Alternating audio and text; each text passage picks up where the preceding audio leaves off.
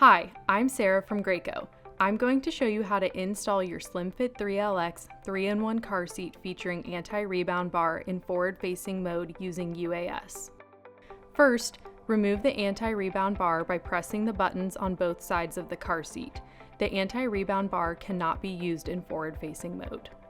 Next, remove the infant supports, including the head and body supports, and store them away.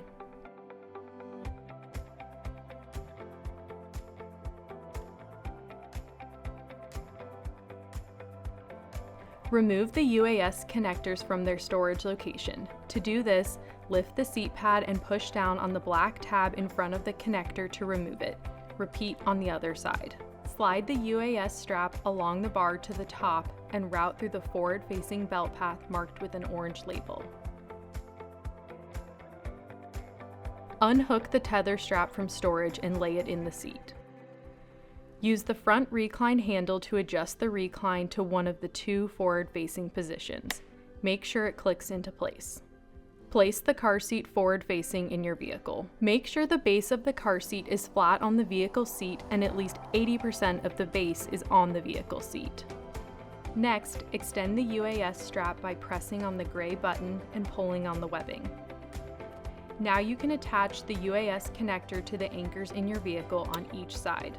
Next, pull the strap to tighten. Push firmly in the center of the seat and pull on the strap. You can also pull the free end of the strap through the belt path to help tighten if needed.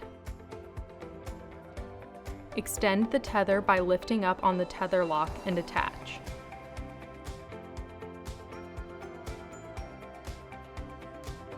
Tighten the tether strap to remove all the slack.